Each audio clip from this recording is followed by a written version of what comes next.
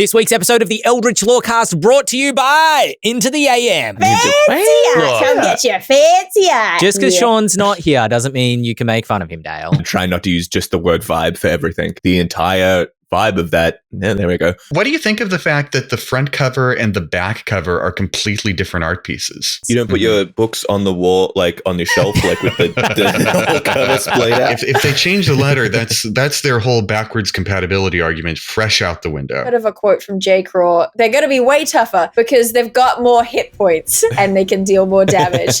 I'm like, no. All that and more right now. Hello, everybody, and welcome to this week's episode of the Eldritch Lorecast, the #1 tabletop RPG podcast in all the realms. My name is Ben Byrne, here joined, as always, by Dael Kingsmill, James Hake, and sitting in for Sean Merwin this week, Zach Naum. Zach, welcome to the Eldritch Lorecast. Hello, lovely for you to have me on. Is that how you say that phrase? Yeah, well, maybe not in human circles. I don't know. That's how we start. I've never spoken English before, just so you know. This is my first time. Where might folks know you from if they're not familiar with you already? If you've ever seen someone annoying reading off a post on the internet, probably me. If you're interested in D&D and you've spent more than 20 seconds looking at like YouTube shorts or Instagram reels, chances are. That's the unavoidable. thing. Zach, I have met you in person exclusively at PAX Australia. And so I was taken completely off guard when I was scrolling mindlessly through YouTube shorts after a shower one day. And I heard your voice and saw your face. And I was like, this is not a generic man. This is Zach Speaks Giant. This is someone who I've met in flesh space. A real man. Yeah. I do occupy that kind of mindless zone for people. Yes, no, fully. In my subconscious, I dream of Zach Naum YouTube shorts. Anyway, how important for you is a piece of artwork when you're deciding whether or not to buy into like a new RPG product, whether it's a new game, a new system, a new campaign, whatever it happens to be? Can you imagine if I was just like worthless? Be unhinged. No, I think it's super important. I think it's like the thing that gets across the entire aesthetic. I'm trying not to use just the word vibe for everything. Sure. The aesthetic of like what you're going for. So like I recently played Thirsty Sword Lesbians. Great system. And the entire vibe of that, there we go, of that game comes through in the art. Like you don't get it without the art coming through. And I think the same for every system. Like if you don't have that picture of Strahd on the front of the Strahd book, you know, of him like powerfully on the throne, it gets across so much. It's the showing and not telling, you know. James, hey, what about yourself? What's like a piece of art that jumps out at you as one that's memorable from an RPG product? A piece of art that jumps out at me as memorable. This is maybe a weird answer, but the 2014 Player's Handbook art piece lives in my mind because of the circumstances that I first consumed it in. This is kind of the opposite answer of what you gave, Zach, because I have really deep memories of having first bought the 5e Player's Handbook and it being summer and me going out onto the lawn of the Seattle Center and just like sitting there basking in summer, like sun glow, reading that book for the first time and just sort of enthralled by the magic of it all. And so that image is now sort of a shorthand, a shortcut, a desktop shortcut in my head for the way that I felt the first time I was reading it. And for new pieces, books that I don't really have such sort of holistic positive memories of, the more typical answer is it's very important, right? It gives the vibe that I want to feel. It gives the vibe that maybe I could be experiencing the exact same thing I felt when I first saw a piece of RPG art like that. It's like unified branding in that way. Dael Kingsmill, what about yourself? I love it a lot. I'm trying to think of how to explain how I feel because I wonder whether it's not exactly about art so much as it is about style. I think the art plays a huge role for me. I love looking at the pretty pictures. And it really, you know, I absolutely judge a book by its cover, but I know that if I'm hunting for indie games, certainly I'm not necessarily looking for art, but there's this kind of stylistic flair. I'm thinking about games like Fiasco, which don't utilize very much art at all, but there's so much style oozing through the font choices and the layout and things like that I think still sort of have that impact. And games like, I don't know, first edition Kids on Bikes, where there's maybe not heaps and heaps of art, but where they choose to use it is really emphasized by the sort of style of the whole thing. I think that kind of stuff makes a difference for me. And even thinking about the 5th edition, the 2014 5th edition book, Okay. the art is incredible, obviously, but the thing that I'm always enamored by when I'm making my own products is these kind of little watercolor edges that make it look as though it's painted onto the page. Those little stylistic elements, and I'll spend hours and hours trying to replicate that when I'm making something to publish on the DMs Guild myself. So I don't know. Yes, it is important, but maybe it's not the be all end all. It's not about how much art you have. It's about how you use it. How you use it. How you use it. Just want to say outright how important art is for tabletop games in particular, because unlike with video games, you cannot immediately jump in and figure out what it's like to play a video game, to play a tabletop game, right? If I look at Dark Souls, I may be marketed to by the art. Ooh, look at how grim and sinister and mysterious it is. And then I get in, I control my little knight wandering around, like, oh, this is grim and mysterious and sinister. I love this. But if I play if I play D&D set in Grimhollow, for example, which has similar vibes to it, there's nothing necessarily about the first hour or more of it that would get me there, because the first hour or more of playing D&D set in Grimhollow is generally me joking around with my friends, because I'm playing it with my friends around a table in a situation where I want to hang out with them. And so seeing in my mind's eye, this is what the game is going to be like. This is priming my imagination to get into this place once we've moved past the initial sort of chatting phase of playing an RPG that every tabletop game goes through. It seems more important than other promotional media for other mediums. I think that, in terms of promotional as well, art's incredibly important from a marketing perspective in terms of how RPG products are sold, particularly at Kickstarter for products that you're not going to have for a long time. Look at Obejima is a product that was kind of sold on its Ghibli-esque kind of aesthetic in the artwork of that game. I'm thinking, kind of tied to that, Ryoko's Guide was very similar, but also Steinhardt's with its incredibly, Soulsborne inspired artwork is what kind of grabs people and pulls them into a setting long before they've been able to read the rules for that particular setting or system. So, from a marketing perspective, it's hugely important as well to try and hook folks in, which is probably why Wizards of the Coast are unveiling and showing off more of the new art from the new Player's Handbook. Specifically, they have shown the front cover, which is the party or a party of assembled adventurers. Apparently, they're all named. I don't know who any of them are. I don't know Yolanda, the Elf Queen, or Strongheart the Knight, or Elkhorn, the Dwarf Warrior, or the Divine Mercian, or the Roguish Mollivar. I have no idea who any of those characters are. Ben doesn't even know these people. Mollivar? Wow. Really? Not personally. Do you? Can you get me in? We owe me. Can you get me in with Mollivar? I'm friends with every single one of them. So. Fair enough. All right. I'm obviously on the outs there. Well, do you know the party that's flying on the bronze dragon on the back of the 2024 Player's Handbook? I know it's a good party. I know it's a great party, man. I know they're great people, and they look like Trick question, Benjamin. They're a cipher. They're for us to insert our own fantasies onto this brand new adventuring party. Don't think you can trick me.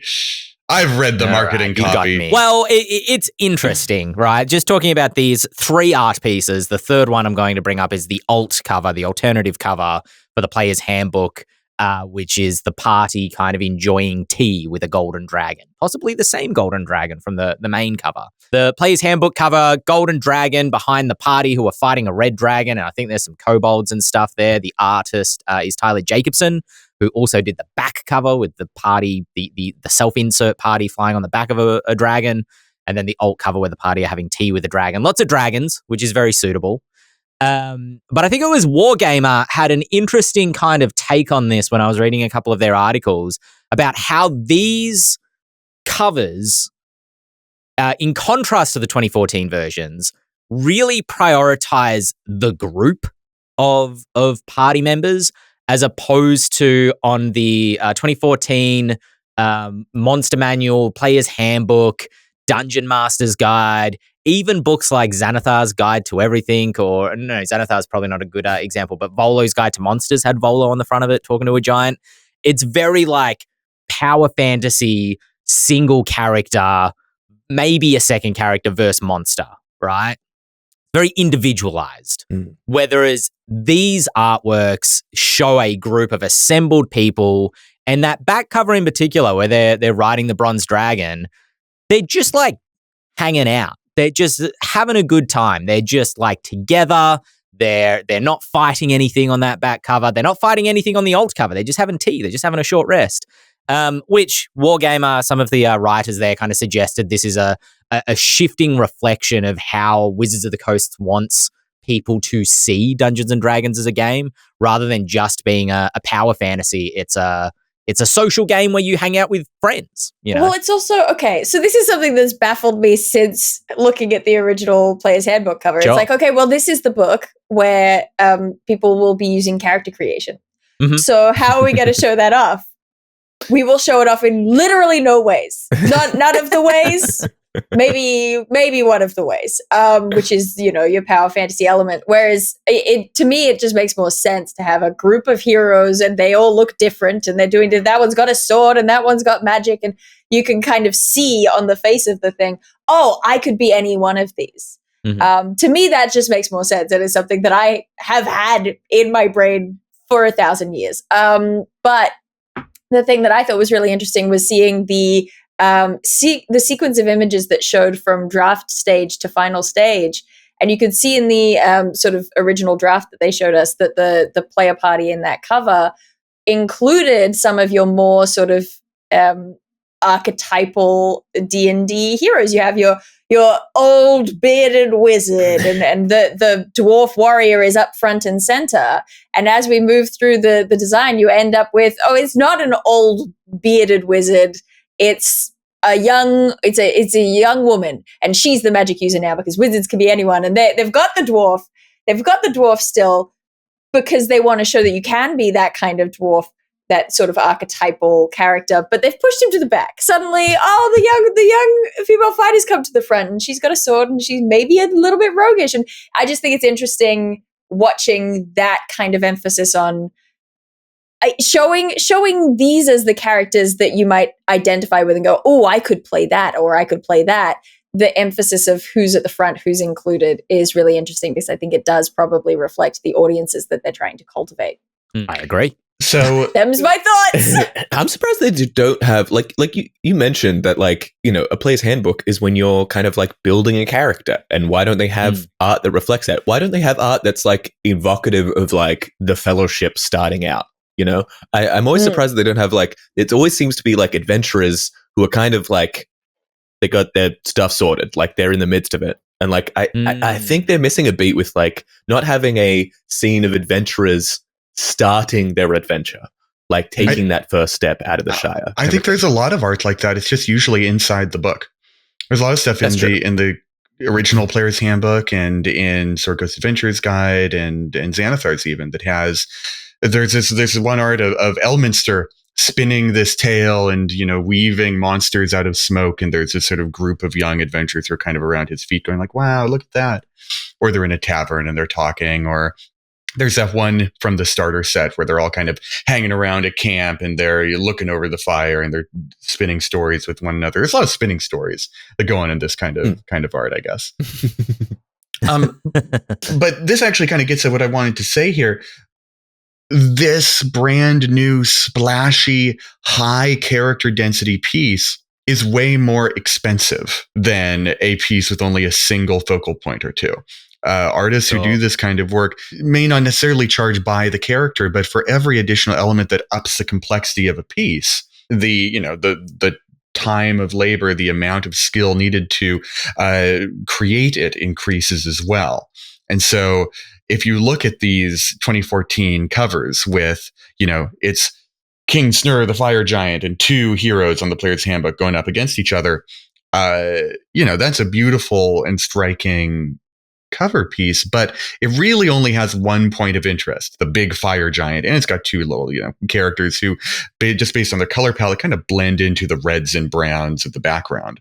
Whereas on this new 2024 player's handbook, there's something like 5 different primary colors swirling around, and every one of the characters represents one of those major color points. There's a gold dragon, there's a red dragon, there are these kobolds, there's so many things all going on at once. And sort of the masterstroke of that piece is that even though it feels busy and chaotic, it doesn't feel unartful. It feels artfully composed. And I can only guess at how much more expensive that cover was to make than the other one, which speaks to where D&D is right now. This is exactly where Hasbro should be putting its money, though. That's what, if you're going to put the money anywhere, surely it is on the art for the cover of the main book. From what they were saying, every one of the 12 classes is getting a full page art spread showing an archetypal character. I mean, they've definitely taken the note that they're going to, they're going to make this puppy shine. Plus, there's individual art, probably a character piece for every subclass, which we didn't have in the 2014 players book. We've already seen, this wasn't from recent news, but from back in December at PAX Unplugged, we saw there was artwork for every background, and that artwork was a background. But you can see that they are trying to really up the production costs on this book. I kind of wonder how much of that, and maybe, this is just pure speculation, how much of that is them feeling the pressure a little bit from third parties in terms of the production values of third party books, and them going like, well, this is Dungeons and Dragons. This has to stand out. This has to stand head and shoulders above, also, everything around it. We all know they literally have access to the entire bank of MTG artists. The thing is that there's quite genuinely, literally, deeply no excuse. The other thing, just quickly, I thought was interesting about this piece, these pieces of art, the back cover specifically is where I noticed this, where they're flying on the bronze dragon. It looks to me like it's got a fantasy aesthetic, but it looks like a piece of superhero art. It looks like the Justice League, or maybe more accurately, like Marvel Comics, whatever subset of the X-Men that I don't recognize all the characters of is what that back cover looks like, specifically because you're like, New Mutants, I don't know who exactly, or like Task Force X or whatever, whatever it is, especially because you've got that dude who's like just casually flying in the air behind the party is like when Batman's in the Batjet and like Superman's just casually flying next to him, you know what I mean? That's what that looked like to me, which I think is very apt for where 5th edition has kind of gone into this almost superhero power fantasy-esque game, right? Yeah, I mean, that's what I think every party becomes, right? It's like you're a bunch of superheroes going around causing, equal parts mischief and justice, I guess. Yeah, like the X-Men. Okay, you're casting aspersions on the X-Men now. No, I'm not. We're treading a fine line. I love the X-Men. I love Cyclopean and Cyclops. Thank you, and the Wolfman, and Tropic Thunder. What's her name? I shan't humor you, Benjamin. I didn't realize the X-Men was such a sore spot. Let's call 2014 5th edition, and we can call 2024 whatever we want, just so we can stop making this such a mouthful. What 5th edition was trying to do, one of its big goals was to unify old school and modern D&D players. And so it made a lot of aesthetic concessions and mechanical concessions to this idea that you were rat catchers and mud farmers, and you were going to get your teeth kicked in by a goblin, right? You had a torch, and if it got snuffed out, the grooves were coming and you were going to pay. Whereas I think every bit of discourse around D&D I've seen in 3rd edition, 4th edition, and frankly, 5th edition also, is that D&D is a game about fantasy superheroes. 5th edition may have yanked you back into the mud for the first level or two, but by the time you're a 5th level, you're flying, you're shooting fireballs, you're making 2 attacks per turn. Classic superhero stuff. Flying 2 attacks per turn. Yeah, exactly. So this feels like D&D being like, okay, listen, whatever. We've got critical mass here. Superheroes are huge, even if Marvel is starting to let out some air. If people can see fancy superheroics, let's give them what they promised. Hell yeah. I do also feel like I should touch briefly. We all know, elephant in the room, that there was ridiculous controversy on Twitter over the art, over the cover art. And just to touch on that very, very briefly, I think it's really funny that a lot of it is based around, well, either it's poorly done and doesn't make sense, or the dragon has a really long neck. But there are several other pieces of art where you do see the dragon and it has a really long neck. That's all I'll say on that. If there's anything that's letting that standard edition art down, it's the fact that it's graphic designed a little bit weirdly. I don't like that the red dragon is covered up by the title. That's the only thing. Yeah, same. That's my big thing. There's another D&D artist out there who has done a lot of pieces for Wizards of the Coast, who just on his Facebook was like, what if I just made a little bit of letterboxing and gave some room for the titles on top and bottom? And it looks great. It looks amazing. I don't like the graphic design of the standard edition very much. It doesn't look like a book. It looks like, I don't know. It looks like a movie poster. I wanted to look like a book cover a little bit more. I prefer that, to be honest. I prefer the book covers of RPG books to look like movie posters. And I feel like if you put a border or some sort of graphic design around it, it kind of constrains the artwork a little bit. And it doesn't feel as immersive, maybe, to me. I don't feel like I'm being invited into the artwork. But as I'm learning, in fact, when designing the front cover of a book, you do have to think of the artwork. Where is the title and the logo of the book going to go? Is It's top? its Is it whole bottom? skill set, yeah. Yeah, exactly. And trying to make take that into account when you're briefing the art, and obviously when you're creating the art as well. So, have I got some news for you, James? Because you thought Into the AM, this week's sponsor of the Eldritch Lorecast, was just graphic tees. Well, have I got to tell you some news? It is not just graphic tees. In fact, Into the AM, this week's sponsor of the Eldritch Lorecast, are back. They're back, James. They're back on the Eldritch Lorecast with new eloquence, the sentence structure. everyday warm weather staples. Relaxed button-up shirts. Daily shorts. Perfect for spring weather. Perfect for the warm weather. Daily shorts, just like one Zach named.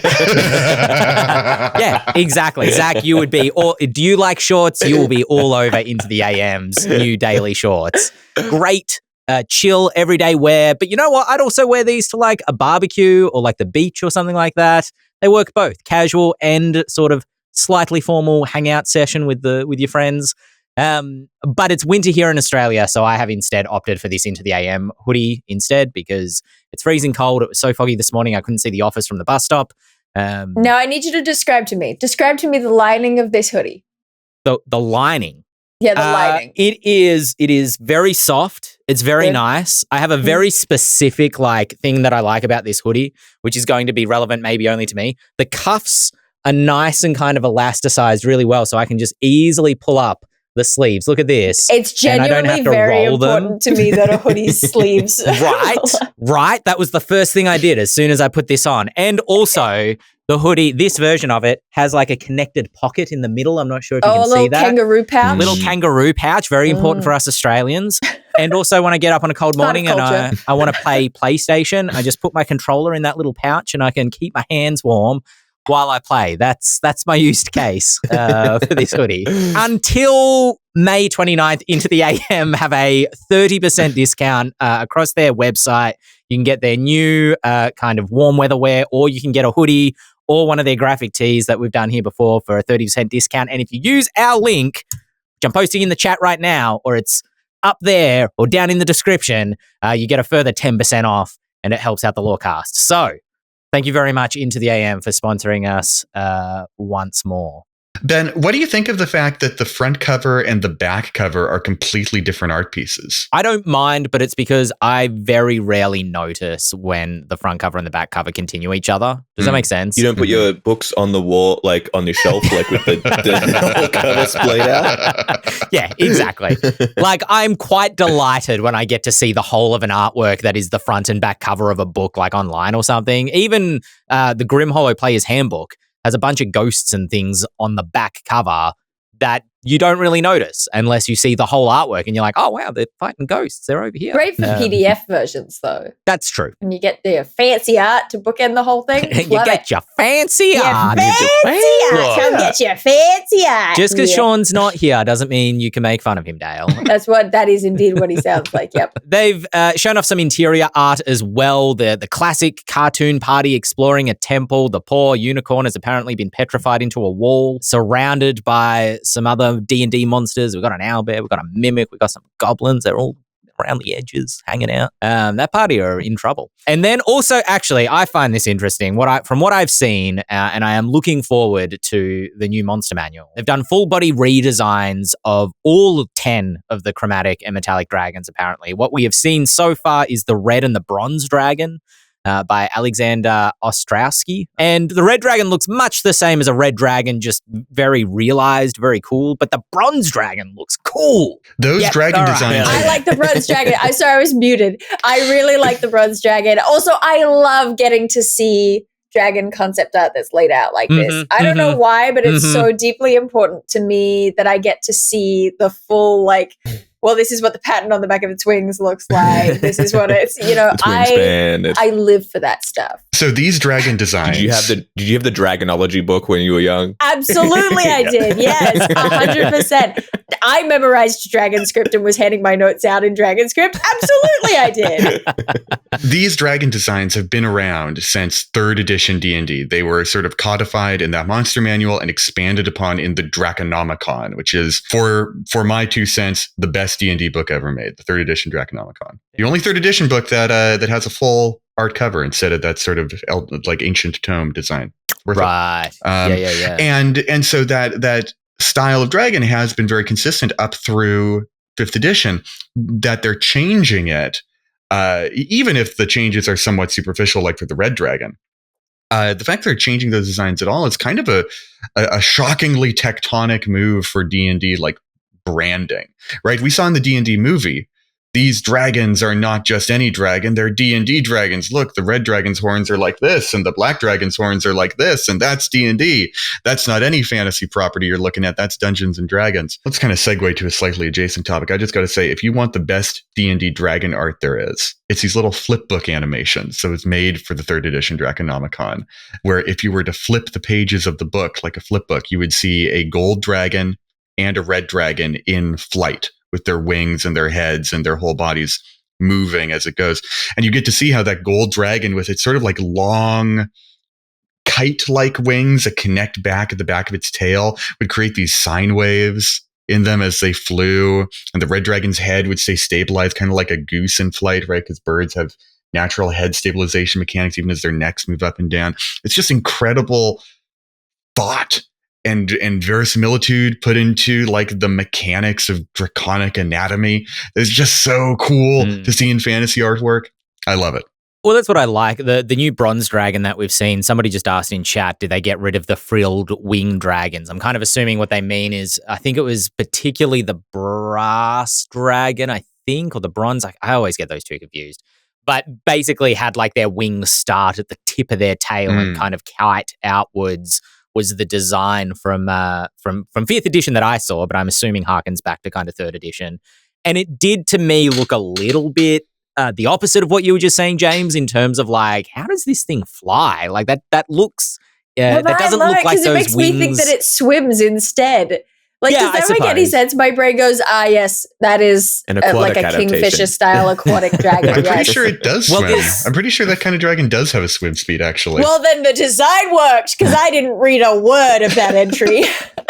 Well, from what I've seen of the new bronze, and it might not have been the bronze that was designed like that originally, but the new bronze dragon kind of has that look to it, but evolved. It looks like they're kind of paying homage to the previous look of the bronze dragon. They're not entirely changing it. It's still recognizable as a bronze dragon, but it looks a little bit more, congruous. If incongruous is a word, is congruous a word? I don't know. Probably. I think so. Yeah. Congruity, yeah. There we go. We solved it. The problem Speaking of that didn't solving exist. things, We solved this lack of a mystery. Game Informer, a lot of this artwork was shared with Game Informer with their magazine that you can get if you want to read the full article for yourself. I did not. But there are a couple of tidbits about the books themselves that are kind of falling out of that. As I mentioned earlier, new art for every class plus character art for every subclass. I believe we already knew the species included the Arsima, the Goliath, the Orc are going to be in that core rulebook. Bastions are in. I think we already knew that as well. 75 new monsters for the monster manual for 500 plus monsters in total. Challenge rating is to remain the same. Just for the record, I haven't read the whole article. I'm kind of getting these from tidbits from other places. So when they say challenge rating remains the same, that's all the info I have. I don't know whether they're tweaking it or... Yeah. Well, yeah, of course. I mean, that's the thing that worked the best, right? Exactly. Good And it thing doesn't they don't change it. clarify. It doesn't clarify whether it means the system of calculating CR remains the same or whether the individual CRs that currently apply to different monsters are staying the same. I have many questions. I reckon it's the latter. I hope it's the latter. If they change the letter, that's their whole backwards compatibility argument fresh out the window. Doesn't make any sense to say backwards compatible and change all that. I will say, what doesn't warm my heart particularly is this little snippet of a quote from J. Craw saying, they're going to be way tougher because they've got more hit points and they can deal more damage. I'm like, no, no, that's not the direction we want to go in. So I don't know. I'm hoping there was more to that quote. Yeah. Do you reckon it was like the exact same thing as what we understand happened with 2014, where they looked at it, the manuscript, they were like, and here's our monster manual. We're done again. We've got, and 2 days early, we've finished this manuscript. And someone went, what about challenge rating? And they all went, all right.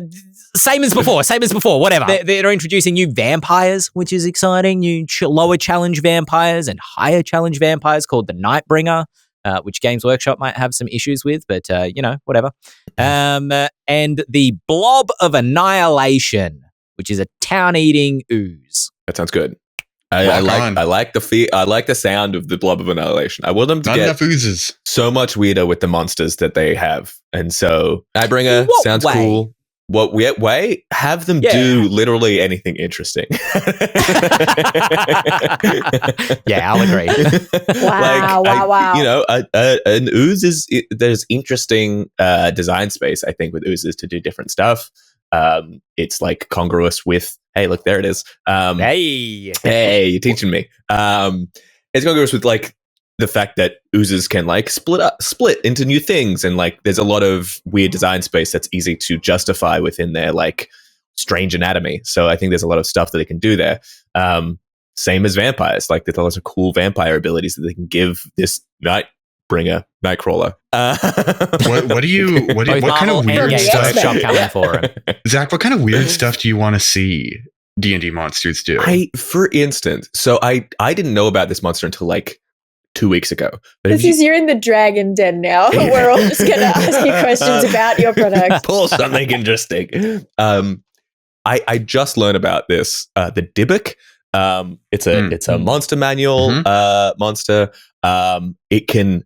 It's a undead which can possess corpses, and then it has this like move that essentially like it's the classic horror movie move. It's like it does something unnatural. So either its head spins around or it like vomits a bunch of like bile or something, and it like terrifies people. But like the structure of it, the structure of the monster stat block tells you the way that you would play it in and out of combat. Like interesting things it can do. Like it can possess a dead body, which means like that immediately starts you thinking about, oh, this would be a cool like either boss or mini boss for a low level campaign kind of thing, and how I would like weave that into a narrative. I want more of that, where it's like interesting abilities that have some kind of contextual relevance to not just fighting it. You know, I think I've said before, a Cyclops and an Ogre and a Stone Giant and an Owlbear all have very similar stat blocks in terms of they're a sack of hit points that usually have like 2 different types of attacks. Those numbers are just adjusted for the size of the monster. But like, I was so disappointed when I read the giant stat blocks and the fire giant doesn't do fire damage. Yeah. I'm pretty sure the base fire giant does not do fire damage. And so, yeah, I agree with you completely that I'd like to see more interesting things done in that space. Also do love, it's not what I want every monster to be because it's not the kind of game I run, but I think it's so important to the heart of D&D, the spirit of D&D, that there should be monsters that can really mess you up, but that have really ridiculous names, like the Blob of Annihilation. You say Blob of Annihilation at the table and everyone's going to laugh, ha ha ha, the Blob of Annihilation, and then they're all going to start dying, And I think that's really what you're reaching for. Just want the Vox Machina, Legends of Vox Machina first scene, hyper-violent party just gets massacred by a blob of annihilation. And it's just the flying one goes, ah, and flies straight at it and then just goes into the blob. Would be perfect. This is why D&D needs to release stats for Blibdool Poop, goddess of Kuotoa. Give us the Blibdool Poop stat block. That's canon. And you've always said that, James. You've always said that. You've always stuck to that. I'm always saying this. People who know me know I'm always saying this. That's their platform. Yeah. Glibdool Poop truther. Again with the Glibdool Poop. Every episode. Oh my. Glibdool Poop watch. Yeah, am I right? Constant. Trips off the tongue, doesn't it? Greyhawk is the new sample setting in the Dungeon Master's Guide, which apparently is a less fleshed out setting than the Forgotten Realms, which, quote, begs for DMs to make it their own by fleshing out the corners of it. Does anybody know anything about Greyhawk? Because I don't. Of all the weeks for Sean Merwin not to be here. It's Gary Gygax. Sean wrote for Greyhawk. Sean wrote for 3rd edition's Living Greyhawk campaign. So that's, I'm not just calling him. Oh, did he? I'm not just calling Sean old. Oh. Yeah. He's not only old, he's knowledgeable. Yeah, no, I think you're right, Zach. I think that it was Gary Gygax's original setting, and that's about as much as I know about it. Well, here's the thing. A ton of Greyhawk NPCs have been showing up all over the place. Vecna is from Greyhawk. Mordenkainen is from Greyhawk. Tasha the Witch is from Greyhawk. Forgotten Realms characters. Surely. They're Forgotten Realms characters. I don't know why I'm more excited to see those characters in a Greyhawk setting than I am to see them in a Forgotten Realms setting. I can't explain it. My hope Maybe it's a name thing. Maybe it's like a synesthetic attachment to the name Greyhawk. Well, I don't know anything about Greyhawk, but from what they've kind of said here and promised, because I've been on record before as saying the Forgotten Realms is kind of everything flavored, right? It's just got everything in there. There's somewhere for everything. It's all kind of squished in there. And that's what made it a good setting for 5th edition 2014, because there was room to just bring everything in and it kind of fit within the setting, and there was any corner that you could go and explore. The Rainbow Paddle Pup. Yeah, exactly. Whereas Greyhawk, by the sounds of it, is at least like it's classic. It's swords and sorcery. It's very knights and castles and Dungeons and Dragons, dare I say. But it's not quite everything flavored. It's a little bit more defined like a Dragonlance is, and therefore it's more fantasy flavored. Sure. That's my impression anyway. My impression is that I don't know I'm fairly in on Dungeons and Dragons, I would say, and I don't know a huge amount about Greyhawk. It feels like at this point the Forgotten Realms is just the Sword Coast, as much as they've tried to expand it. That's what it is. And so by going to a whole new setting, people's general knowledge of it is pretty low, I would say, so that maybe they can get away with adding a few more interesting stuff, like expanding what people might be interested in. As much as they've tried to expand it, which is to say, not very hard. They have not tried very hard to expand it. We went slightly north of... We went to the ice place. Waterdeep, yeah. Icewind Dale. Yeah. We went towards warm and we went and slightly south. Yeah. Yeah. Listen, here's my conspiracy theory. Greyhawk has up till this point been inspiration fodder for the Forgotten Realms. The Temple of Elemental Evil came from Greyhawk. The Steading of the Hill Giant King, which, those 3 dungeons were the basis of the Giants one, whatever it's called, Storm King's Thunder. Storm King's Thunder had its bases taken out of Greyhawk. All of the Underdark stuff is kind of a mishmash of Forgotten Realms, Drizzt Do'Urden lore, and also like Queen of the Spiders and all those Demon Lord things from Greyhawk. Now Vecna is coming in from Greyhawk. They briefly said, maybe we'll try going to Greyhawk and Ghosts of Saltmarsh, Sinister Secret of Saltmarsh, Greyhawk. But this is my conspiracy. That was set in Greyhawk? Saltmarsh is in Greyhawk. How was I meant to know this? They paid extremely mild lip service to it in the introduction of that adventure. Well, like the gentlest touch. But here's the thing. I think their whole shtick here is they will not stop publishing in the Forgotten Realms. In fact, they'll continue publishing all of their core adventures in the Forgotten Realms. Is my hunch, is my guess. And Greyhawk will live in the Dungeon Master's Guide as a loose sandbox for DMs to create their own stuff for that does not necessarily interfere with the Realms lore that they will be publishing from here on out. That's a fair guess. I'm changing my answer to that. Fair enough. Speaking of more, there are even more monsters on D&D Beyond now because MCDM hath arrived. Super Smash Brothers style, MCDM has entered the arena. Coming to D&D Beyond with their monster manual, back up. James, would you do the honors? What? The title of the MCDM book. It needs to be delivered with gravitas. Okay. Come on. We need your dulcet tones. And MCDM's new monster manual, Flee Mortals.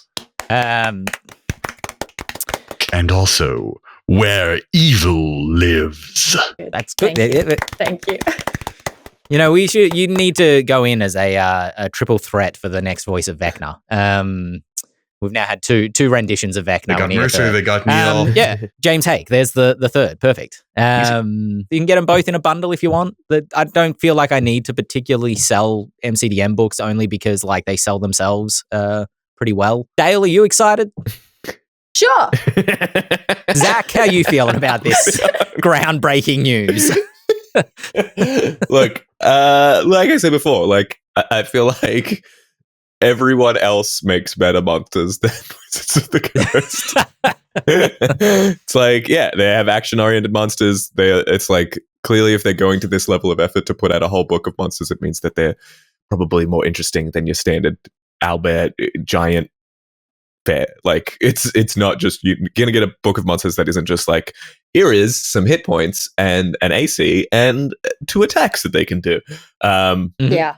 So, yeah. And it makes a huge difference that they're being put up on this very broadly accessible platform. That's the big news of the thing is MCDM. Yes. It's been available via MCDM for ages, but putting it up on D&D Beyond, good, great. People can benefit now.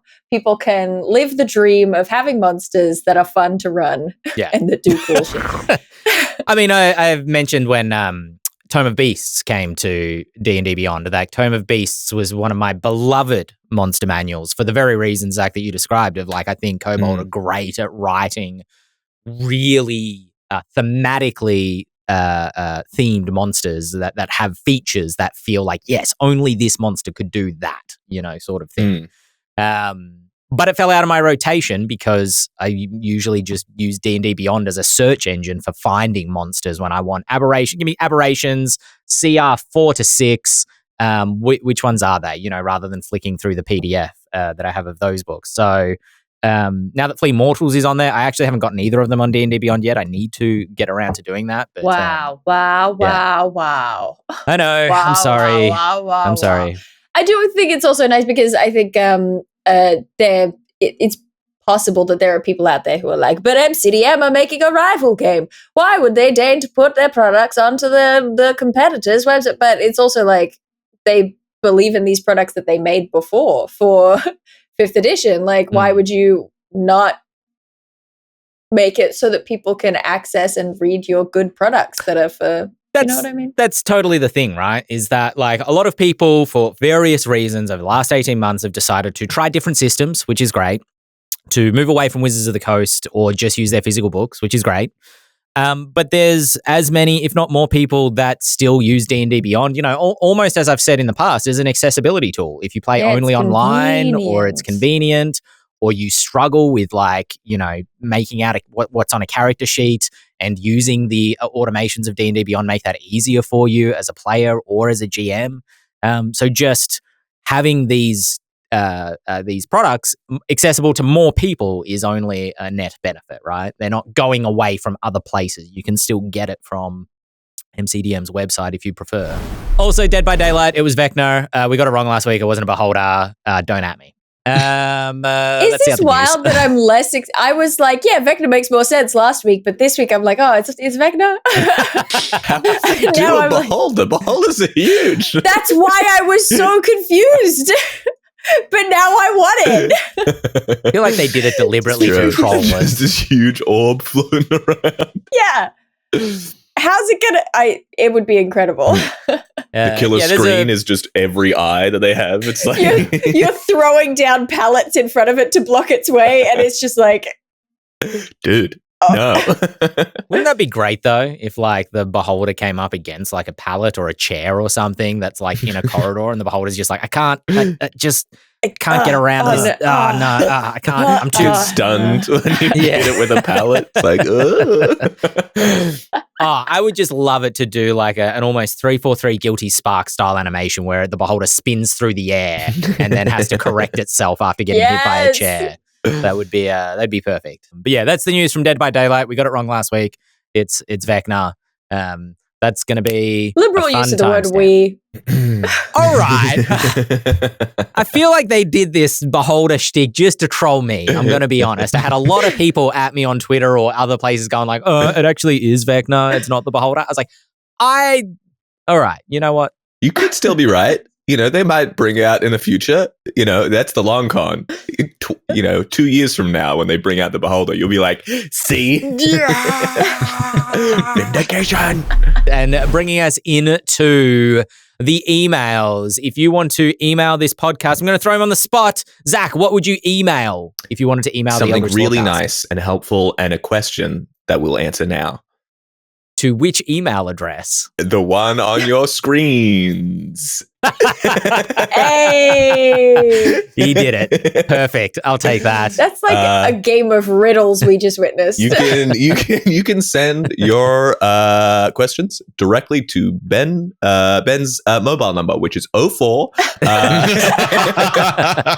If you're international, you have to start with +61. Podcast at ghostfiregaming.com, like Perry Hexus did, asking at their table, they asked their players for a perception check to see through the mists of the Burak Empire, which is from the Grim Hollow campaign setting. And what the players didn't know is that if they succeeded this perception check, then in the distance, the party would perceive the monolithic shape of the great beast of the Burak Empire, its crowned antlers raking through the sky, its great feet pondering upon the earth, changing the world around it as it brought aberrant forces into Etheris. Anyway, wow, you really sold yourself out on that one. You were in it. You were there. I ran out of steam. I ran out of fuel. I need to go get fueled up again. Basically, if the party succeeded the check, they would perceive the Great Beast, which, if you're a fan of Grim Hollow, you don't want to perceive the Great Beast. That is a bad thing. And it would have negative consequences for the party, which led to Perry Hexus's greater question, which is, do you ever ask for ability checks that the players want to fail, but they don't necessarily know that when they make the ability check? I've done it before. Yeah. Do I ever? Sure. Yeah. It's like you gotta lampshade it or breadcrumb it. In this situation, you would want to have, as they're getting closer to it, them either meet an NPC who has perceived the Great Beast and have them blabbering madnesses or whatever it is, and somehow cue in that hey, looking at this thing is a bad idea.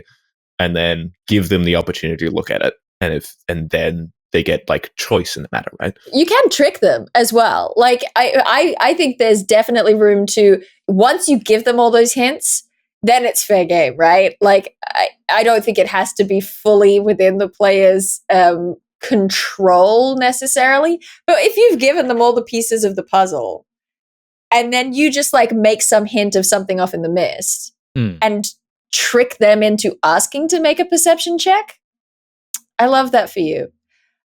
Because that's on them at that point. Also, I think it's really handy to make use in situations like that of things like, I don't know, passive insight or passive, wisdom-based checks where you can just kind of remind a particular player who has really high wisdom. It's like, wait, just before this happens, something pings in your head and you think, oh no, wait, remember the great beast. Let's all not. Yeah. I'm reminded of 2 stories just quickly from games that I've run that kind of could use this type of conceit. I remember there was a cursed door, and there was an old wise man who was like, "Do not go through the door. You will open a gateway into terror and all sorts of bad things." And my players were debating Shut up, it back Mr. and Harbinger. forth. Well, exactly that. And they were just kind of like, "Look, I want to see what's on the other side of that door. Like, this sounds sick. But like, should we open it within the context of the game world? Exactly as Zach and Dael have said, kind of signposting it, but making it sound cool if you want to look through that door, and see what truly is there. The other thing that I love, it's a natural trap, I call it, and I've used it a couple of times, and it's basically like a tunnel that's caved in, and there's a stone pillar that blocks the way. And it has to be lifted by a heavy character, by a strong character who can lift heavy things for the party to be able to go through. But if they lift it, they destabilize the tunnel, which can cause a cave in. And so it's kind of a natural trap. It's not a trap that somebody has set. It's just part of the tunnel. Play this video game. That's a little. It's a box with a stick propping it up, except also it's made of rocks. Yeah, basically. Yeah. And that's another example of something that's like, you might be able to tell that this tunnel is destabilized. You know that lifting this rock is maybe a bad idea. Or it might be a case of like, if you roll DC 10, but if you get over 15, you overestimated how much you have to lift. Those ones are interesting where you're really trying to roll within a range. You don't want to go too high. Exactly. I love it just because it breaks up the kind of expected game loop. I don't think it's something that anyone should strive to use all the time, really, because it's such a flavorful thing to break out of that loop of roll d20, you want to roll high.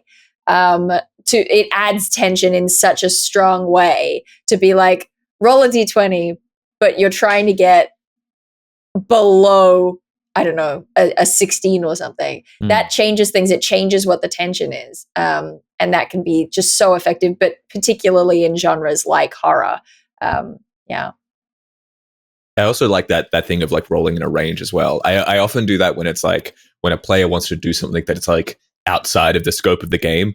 Like they want to do something that doesn't, like they want to use their ability that doesn't quite do what they're asking to do, but it's like, and so it's like, because they are not quite used to doing it this way, I'm like, okay, you want to hit 15, but if you get like way over, you're going to like overdo something and go the other way kind of thing.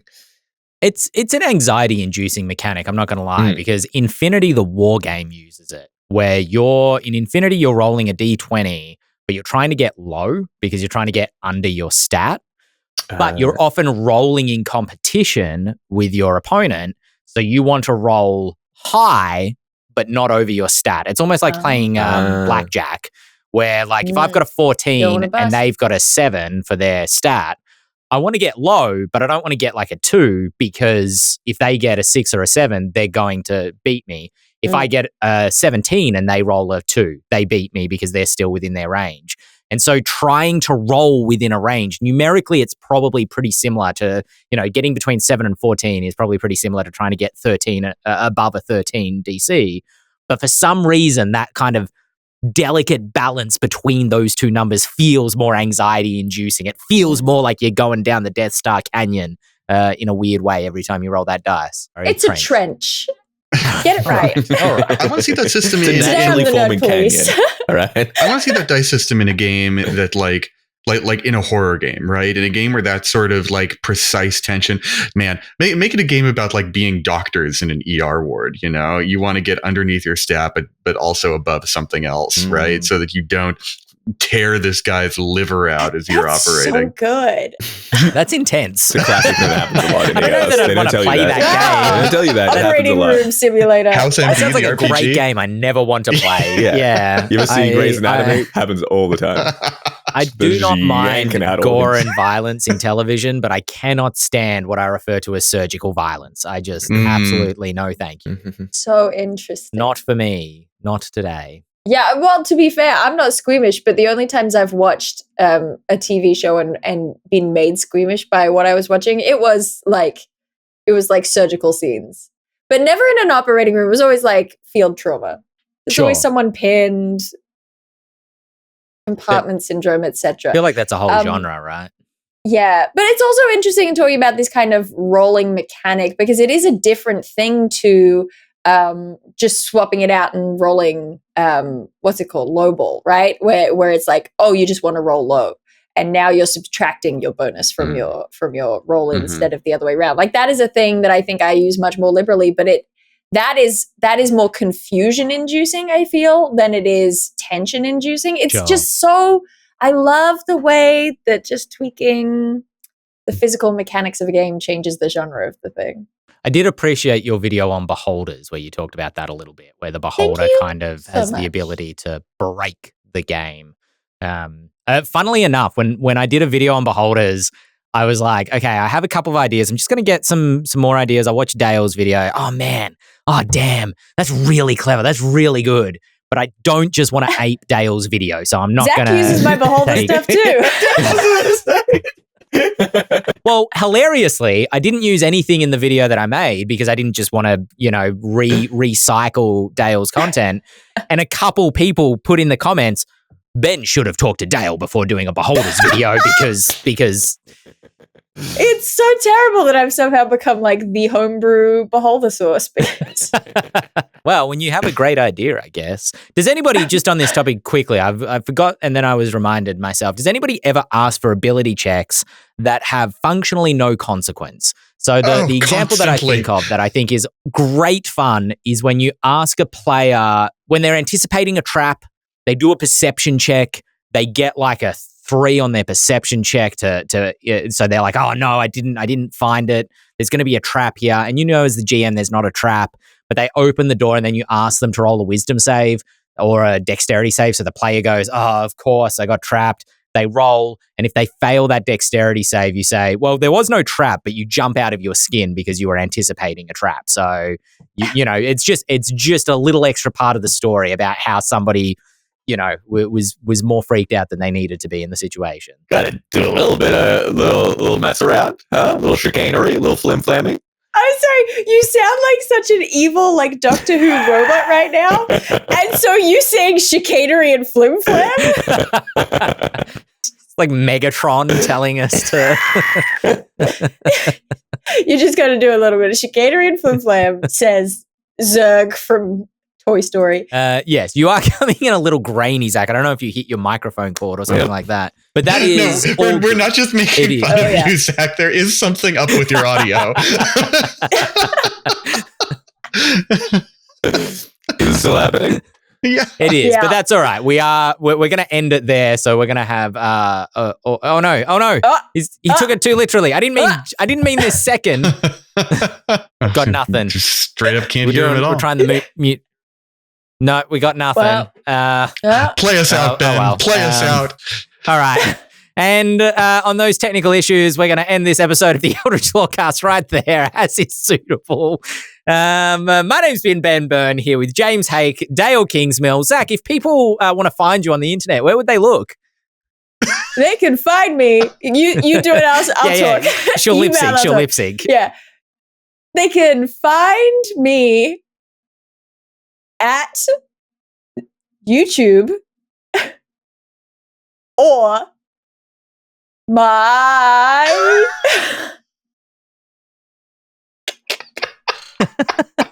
Dael, My keep it name. together. Or my other, or my nine.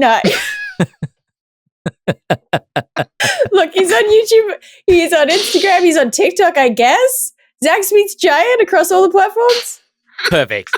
Search Zach Speaks Giant on YouTube. Yeah. You'll find him doing his daily shorts. We will be back next week. If you've never joined us on Twitch before, we're here 7 p.m. Eastern Standard Time, 4 p.m. Pacific on a Monday, 9 a.m. Eastern Standard Time Tuesday in Australia. Or find us on YouTube. Stars, likes, subscribes. We appreciate those who gifted subscriptions on Twitch at the start of the episode. And we'll see you all next week. Goodbye. Farewell. Wow, what a way to peter out. Yeah. Adieu. Zach got cut off as a bang, you got cut off as a whimper. Okay, all right. I see how it is. Beautiful. Oh my god. I'm sorry, Zach, that you have no voice.